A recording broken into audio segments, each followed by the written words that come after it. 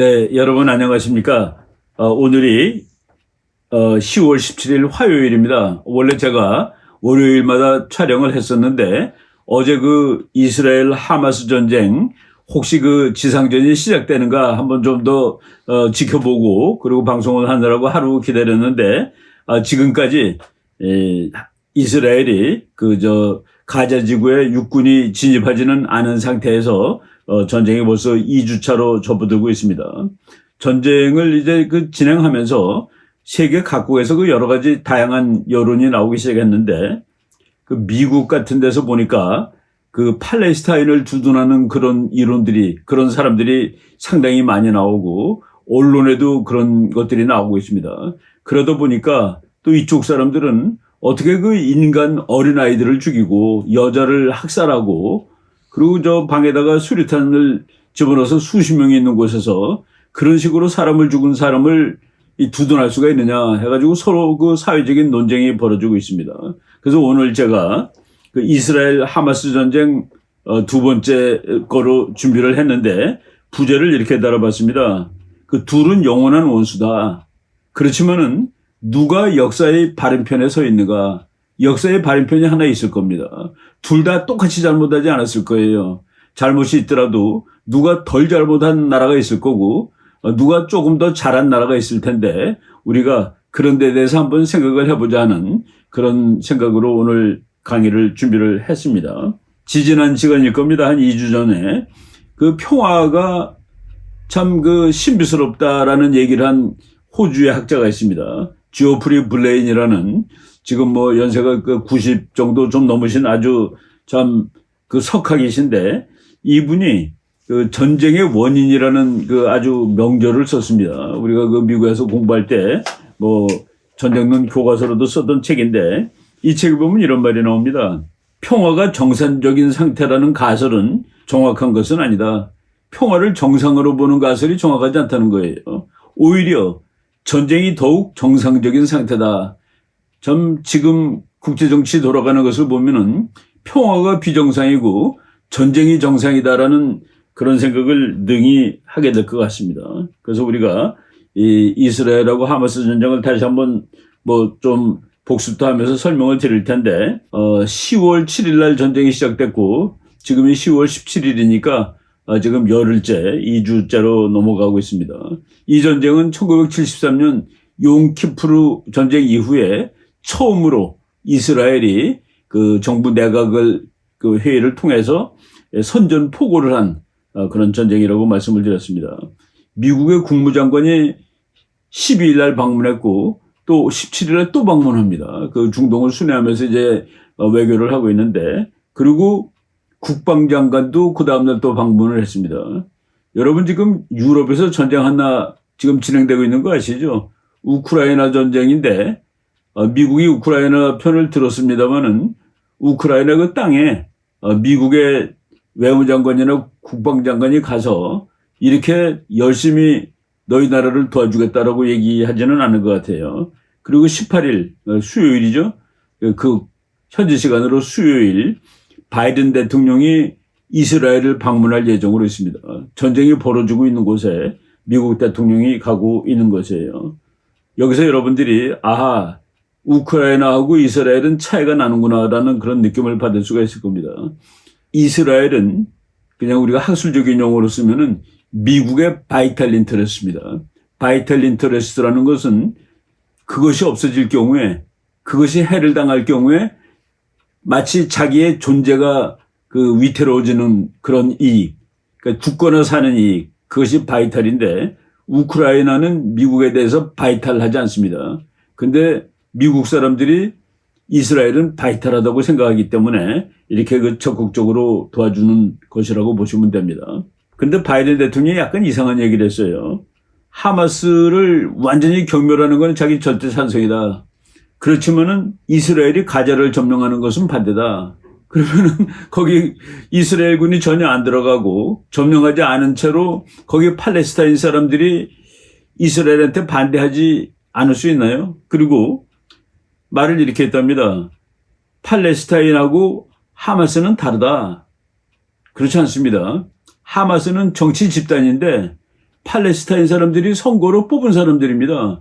걔네들이 이겨서 가자 지구를 하마스가 통치하는 거예요. 그래서 그 하마스하고 팔레스타인 사람은 다르다가 아닙니다. 팔레스타인 사람이 하마스를 통치기구로 뽑았다라고 말해야 맞는 것이죠. 그래서 그것을 애써서 구분하는 거, 그 양분론을 쓰는 사람들이 그런 말을 하는데 그거는 지금 옳지 않다라고 먼저 말씀을 드리겠습니다.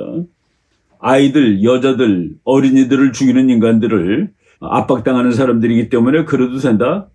이거는 그 인간의 그 휴먼 네이처, 우리 인간의 본질에 대한 그 유니버설한 관점이 있습니다. 그건 뭐 백인이라서 통하고 흑인이라서 통하고 그런 것이 아니라 인간이라면 모든 사람한테 적용될 수 있는 기본 원칙이 아이와 여자와 노인들을 그리고 무장하지 않는 시민들을 건드리지 않는 것이 그것이 그 유니버설한 원칙이죠. 그 어디에는 뭐 압제당한 사람은 그래도 되고 그렇지 않습니다. 참, 저 나라가 그러니까 이렇게 그 몇천 년을 살아있구나라는 생각이 드는데 이스라엘로 향하는 이스라엘의 젊은이들 보면은 참 그 감동스럽다라는 생각이 듭니다. 어제도 보니까 미국 그 백악관 앞에서 팔레스타인 깃발을 든 사람들이 뭐 수백 명이 모여서 이제 소리 지르면서 데모를 하고 있습니다. 미국의 뭐 저는 이제 폭스 뉴스를 주로 보는데 폭스에서는 이 사람들을 레디칼, 이 과격파라고 그러는데 레디칼이 아니라 카워드, 겁쟁이, 비겁자라고 저는 오히려 보는 게 낫다라고 생각합니다. 그리고 하버드 대학에서 1000명 이상의 학생들이 모여가지고 팔레스타인을 지지하는, 하마스를 지지하는지 모르겠습니다만은 그런 데모를 지금 하고 있습니다.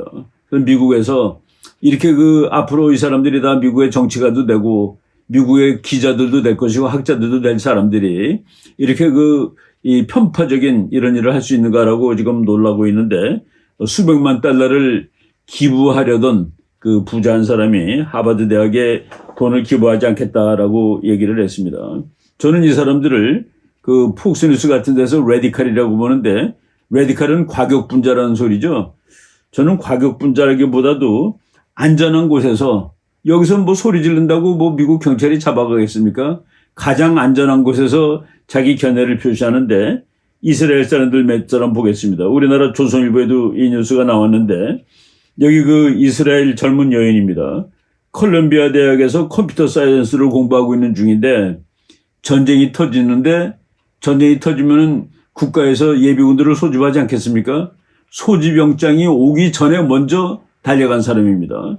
그래서 이스라엘 방위군 예비역 장교라는데 쉬라 구에즈라는 24살짜리 젊은 여인이 콜롬비아 대학에서 공부를 하다가 전쟁하러 갔습니다. 그리고 지금 이스라엘 정부가 예비군을 소집해서 뭐 수십만 명이 지금 속속 모여들고 있는데 뭐 그런 얘기를 몇 개 보겠습니다. 제가 누가 이제 카톡으로 보내준 사진인데 95세 된 노인입니다. 에즈라 야친이라는 이스라엘 사람이 입대했습니다. 95세인데 총 들고 군복 입고 서 있는 사진이 있습니다. 오필이라는 22살짜리 얼마나 나이가 젊습니까? 여행을 하고 있던 중인데 베트남에서 전쟁 났다는 소리를 듣고 지금 방콕으로 와가지고 이스라엘 가는 가장 빠른 비행기를 지금 찾는 중이라고 인터뷰하는 장면입니다. 그리고 미국에서 사업을 하는 37살짜리 뉴욕에서 사업을 하는 사람인데 37살이니까 뭐 나이가 예비군은 40살까지라고 그러는 것 같습니다. 그런데 자기가 뉴욕에 앉아서 뉴스만 볼 수 없다.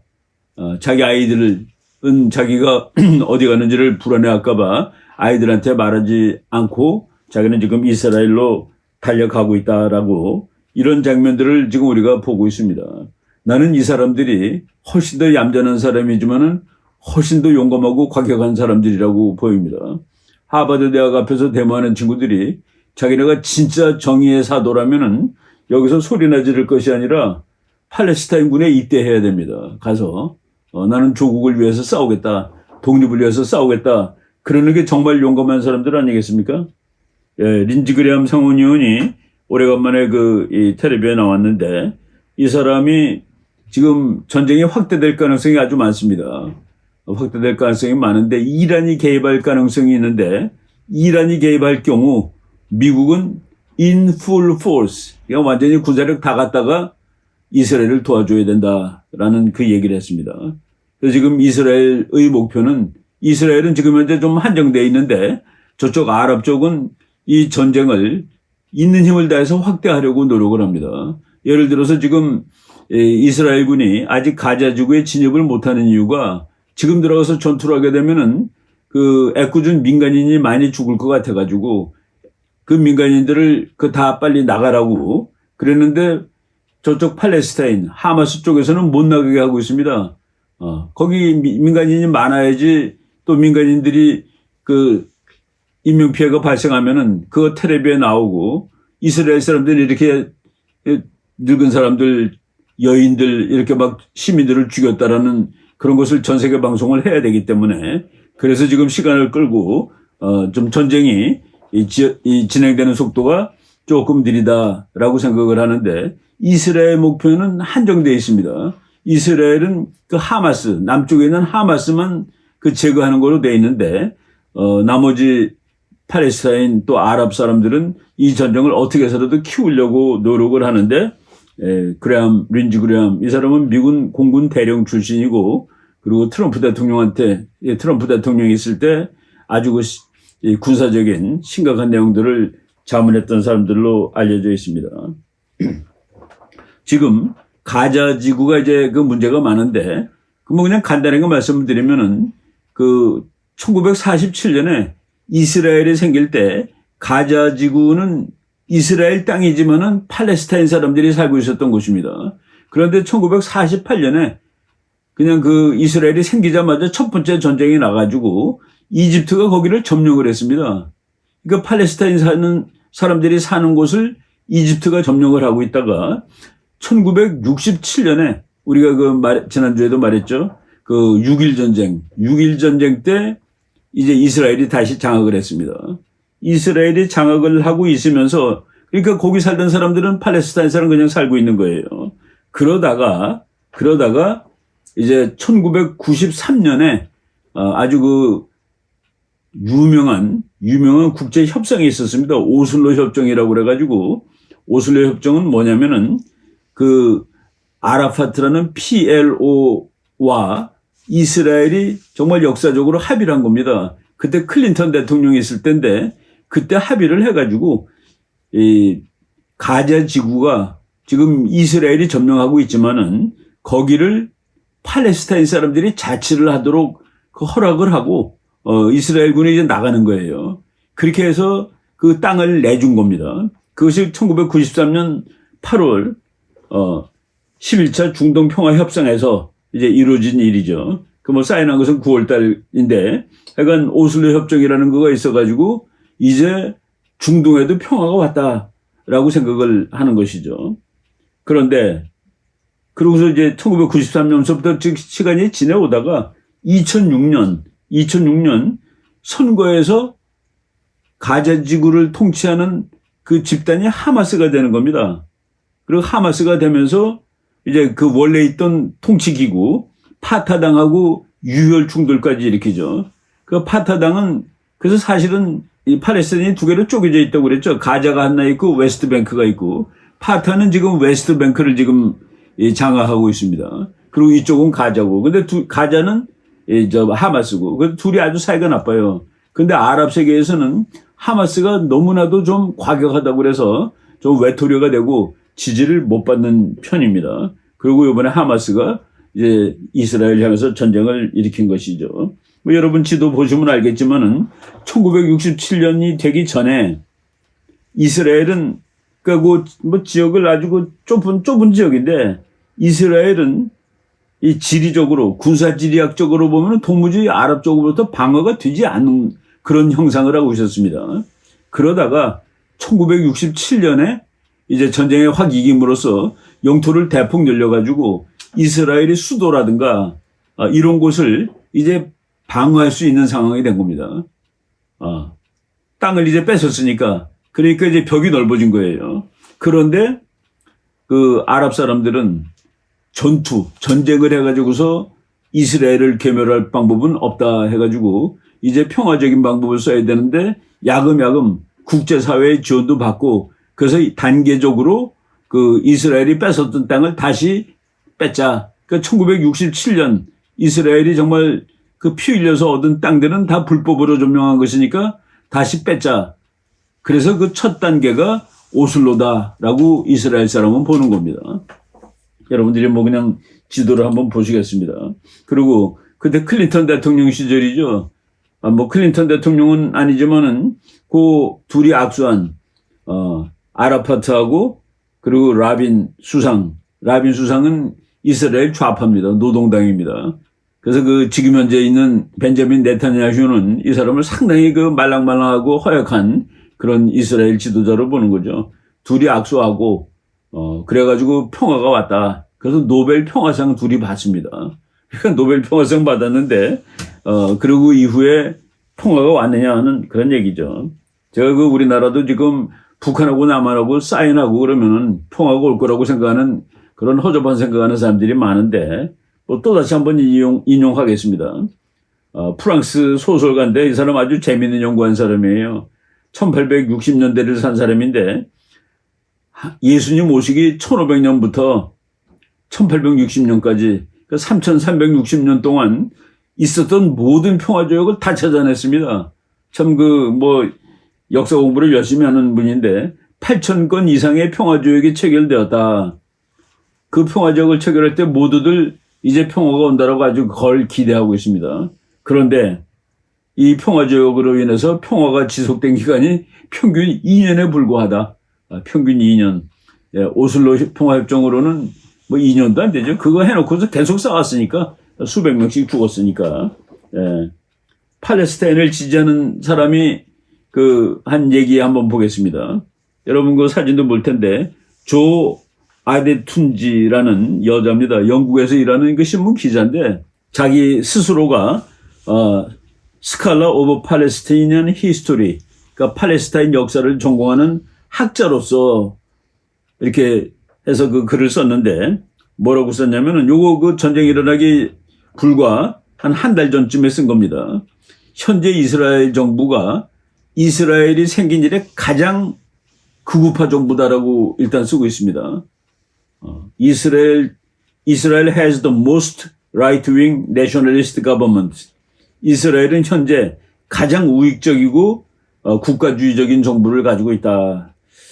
저는 뭐 그렇게 보지 않는 편인데, 하여간 뭐 팔레스타인 역사를 전공한 팔레스타인계 인물이 이렇게 쓴 것 같습니다. 그러면서 오슬로 협정을 지금 비난을 하는 거예요.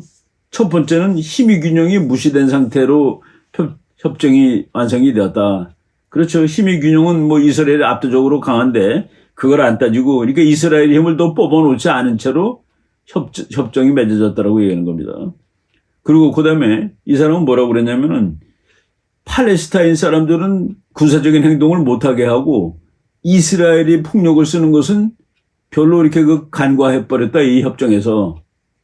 그리고 이 협정은 그냥 전쟁만 안 하는 걸 목표로 했지 정의를 추구하지 않았다. 그래서 정의가 뭡니까?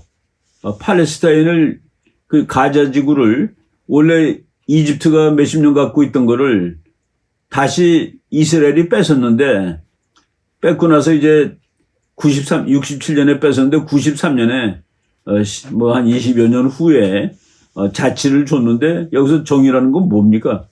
어떻게 하는 게 정의예요? 그러니까 아예 그냥 땅덩어리 전체를 이거는 너네 나라다라고 얘기하는 게 정의입니까? 하여간 팔레스타인을 지지하는 사람은 이렇게 얘기를 합니다. 그리고 팔레스타인을 또 아주 많이 지지하는 사람이 아주 엄청나게 유명한 사람이죠. 에드워드 사이드라는 미국의 영문학자인데 이 사람은 출생이 팔레스타인입니다. 그래가지고 미국 가가지고 이제 뭐 미국 명문대학이죠. 콜롬비아 대학이죠. 거기서 그 교수를 평생 한 사람인데 이 사람의 그 오리엔탈리즘이라는 책은 뭐 세계적으로 유명하고 저처럼 뭐 문학을 공부하지 않는 정치학자도 그 책을 읽었을 정도로 이게 그 대단한 사람인데 서양의 눈으로 역사를 보면 안 된다라고 주장한 사람입니다. 그러면서 이 사람은 오슬로 협정을 뭐라고 얘기를 했냐면은 An instrument of Palestinian surrender. 팔레스타인이 항복하라고 한 도구다라고 얘기를 하는 거예요. 그 나는 야, 이거는 이스라엘이 엄청나게 양보한 것으로 보는데 이 사람은 팔레스타인이 항복한 거라고 보는 거구나. 그러니까 오슬로 협정으로 두 사람이 노벨상을 받았지만 양쪽이 다 반대하는 겁니다. 어느 쪽이 맞는 거냐 지금 오늘 얘기하는데 그래서 제가 그 예를 드는 것이죠. 벤자민 네타냐후 이 사람이 지금 현재 이스라엘 총리인데 이분이 그 테러리스트 그 전문가 책도 여러 권 썼습니다. 제가 그 책을 소개할 텐데 Fighting Terrorism, Fighting Terrorism, 테러리즘하고 어떻게 싸울 겁니다. 어떻게 싸울 것인가? How Democracies Can Defeat Domestic and International Terrorism. 민주국가들은 국제 및 국내 테러리즘을 어떻게 격파할 수 있을 것인가? 제가 이 책을 뭐 조그만 책이지만은 읽고서 공부를 한다는 것이 이렇게 그 냉혹한 마음을 가져야 된다는 것을 여기서 이제 읽다가 생각을 했는데 이 책 맨 앞에 보면은 테러리스트를 딱 봤을 때 어떻게 하는 것이 테러리스트와 싸우는 제일 좋은 것이냐. 나는 생포하는 거가 제일 좋은 것이라고 생각을 했습니다. 누구나 다 그렇게 생각할 거예요. 그죠? 근데 이분은 쏴 죽이는 거가 제일 좋은 거라고 얘기를 하더라고요. 그러면서 와 이거는 너무 좀 그렇다 했더니 테러리스트가 생포될 때마다 테러리즘이 하나씩 난대요. 걔를 내놓으라고. 그래서 우리가 그 오사마 빈 라덴 죽였을 때 무덤 안 만드는 거 여러분 다 기억하시죠? 오사마 빈 라덴을 죽인 다음에 미국 군함에서 바다에다 집어 던졌습니다. 그 사람이 무덤이 있으면 그게 성지가 돼가지고 테러리즘이 그냥 무럭무럭 자라는 거예요. 그래서 내가 맞다. 이 사람 얘기가 맞다라는 생각을 한 적이 있었습니다. 현장에서 제거하는 것이 그 다음 테러를 막는 방법이다라고 했는데 이 사람이 오슬로 협정에 대해서 아주 반대를 하고 있습니다. 반대를 하면서 그거는 이스라엘이 정말 힘들게 뺏었는데 저쪽 친구들이 군사력으로 이스라엘을 더 이상 당할 수 없으니까 이 사람 네타냐후는 67년에 땅을 확보했기 때문에 이스라엘이라는 나라가 이제 군사지리학적으로 죽지 않을 수 있는 상황이 됐는데 그 67년에 뺏은 땅 때문에 그거를 저쪽에서 야금야금 법적으로 다 뺏어갖고 다시 1948년에 이스라엘로 만들어 버리는 그런 계획이다라고 비난을 하는 거예요. 그래서 나는 이번 전쟁이 가자를 다시 점령할 것이다라는 그런 생각이 이제 많이 듭니다. 예. 제가 말이죠. 최근에 또 옛날에 읽은 책인데 이번 주에 또 다시 한번 읽었습니다. 끝나지 않은 2000년의 전쟁, 기독교 대 이슬람이라는 책을 쓴 사람인데 이 저자가 마크 가브리엘이라는 이집트 사람인데 지금은 미국에서 살고 있습니다. 원래 그 이름이 무스타파라는 어렸을 때 이 사람은 이 책을 보면은 자기가 12살 때 코란 전체를 외웠답니다. 근데 이제 코란을 못 외우면은 매를 맞는데요. 발바닥을 맞는데 그게 그렇게 아픈데 자기는 매를 맞는 것이 무서워서라기보다도 부모님들을 기쁘게 하기 위해서 코란을 열심히 외웠다. 이집트에서 대학을 졸업하고 그리고 34살에 기독교도가 됩니다. 그래가지고 기독교가 되니까 이 부모들이 얘를 죽이겠다고 그래가지고 그래서 사우스 아프리카 공화국으로 도망을 갔다가 지금 이제 미국으로 가서 사는 사람인데 이분이 책을 많이 썼어요. 지금 내가 여기 소개한 책이 끝나지 않는 2000년의 전쟁 해가지고 원어로는 이슬람 and the Jews라는 책입니다. 제가 오늘 이 사람의 글을 좀 인용을 해드리려고 합니다. 제가 이제 또 그 옆에 여러분들이 사진을 보실 텐데 이슬람의 전쟁 우리나라에서 나온 지 꽤 오래된 책인데 제 생각으로는 아마도 일본 책을 번역한 것 같은 그런 느낌이 듭니다. 그래서 그 이슬람의 전쟁 이건 여러 전쟁 시리즈의 한 권으로 나왔는데 저 책을 갖고 왔습니다. 이슬람의 전쟁이라는 제가 이 두 권을 인용하는데 마크 가브리엘 박사 책엔 이런 말이 나옵니다. 사람들이 이슬람교를 관용의 종교로 잘못 설명하는 것을 보면 정말 놀랍다. 이걸 왜 잘못 설명하냐는 그 얘기입니다. 그런데 이 책의 맨 앞에는 이슬람 세계가 얼마나 광신적이 아니고 반대로 얼마나 인간적인지를 독자들이 납득해 줄 것으로 믿는다. 이 두 권은 완전히 다른 책입니다. 이 두 권을 제가 다 읽었는데 그럼 제 생각은 뭐가 돼야 되겠습니까? 네. 이런 얘기를 하는데 마크 가브리엘 이 사람의 얘기입니다. 코란 5장에는 내 호기심을 자극하는 이야기가 있었다. 그것은 60절에 알라의 저주와 분노를 자초한 몇몇 유대인들의 끔찍한 운명에 대한 이야기로 알라께서는 그러니까 이제 알라의 저주와 분노를 자초한 사람들이 그들 유대인들을 원숭이와 돼지로 바꿔버리셨다라는 대목이 나오는데 그게 너무 자기는 호기심이 많았단 말이지. 나는 모세 다얀이 험상궂은 얼굴이 애꾸는 남자로 등장하는 악몽을 꾸었다. 모세 다얀 조금 이따 여러분들 사진 보실 텐데 67년도 그 6.1 전쟁 때 이스라엘의 국방장관입니다. 그리고 참모총장하던 사람이고 눈이 한쪽이 그 41년 전투에서 눈 한쪽을 잃어가지고 여기다 이제 그 안대를 까만 거를 차고 있는데 수많은 아이들이 그 꿈을 꾸었다. 근데 자기가 꾼 꿈이 이 책에 나와 있는데 뭐냐면은 모세 다얀이 그 푸주간에서 쓰는 칼 갖고 와서 칼을 가지고 사람들을 죽인 다음에 그 시체를 토막내고 있는 꿈을 꿨는데 그 사람이 다얀 장군이 자기 집에 와서 자기를 죽이려고 그래서 자기가 막 놀라서 소리 지르고 그러는 장면을 얘기하면서 자기뿐만 아니라 이 사람이 그때는 딱 10살이에요. 마크 가브리엘 박사가 10살 때인데 자기 친구들도 다 그런 꿈을 꿨다. 이스라엘 군인들은 임신한 여자의 배를 갈라 아기를 죽인 다음 임산부도 죽인다고 들었다. 참 어디 가도 있는 얘기죠. 우리와 유대인들은 최후의 심판일이 될 때까지 평화롭게 지내지 못할 것이라고 알라께서 코란을 통해 말씀하셨단다. 자기 부모들이 그렇게 얘기했대요. 나는 유대교의 상징인 다윗의 별이나 히브리어가 새겨진 묘비가 눈에 띄면 사람들이 이스라엘 사람 죽으면 거기다 그 육각형 별 그리고 또 뭐 히브리어로 써놓지 않겠습니까? 눈에 띄면 침을 뱉거나 오줌을 갈기거나 온갖 저주를 퍼붓곤 했다. 그래야지 알라신이 좋아할 거라고 이렇게 얘기하고 있습니다. 예, 여러분 모세 다얀 장군 사진입니다. 1967년 참 그 엄청난 6월 달에 있었던 전쟁이죠. 6일 만에 정말 영토의 몇 배를 점령했습니다. 타임지의 표지로도 나왔고 그리고 뭐 철모를 쓰고 있는 다얀 장군 그리고 일반 모자 쓰고 있는 다얀 장군 얼굴을 여러분들이 보실 겁니다. 이 책의 그 결론 부분 비슷하게 나온 얘기예요. 가브리엘 박사입니다. 누가 중동의 폭력 사태와 자살 폭탄 테러와 유혈 참사를 중단시킬 수 있을까? 유엔이나 미국도 할 수 없고 평화회담을 더 많이 열어도 별 진전이 보이지 않을 것이다. 무슬림의 마음을 깨끗이 정화하여 유대인과 화해시킬 수 있는 힘은 세상에 존재하지 않는다. 이 사람은 이제 기독교로 이제 개종한 사람이니까 결론으로 이렇게 썼어요. 다만 예수의 피를 통해서만 가능할 것이다.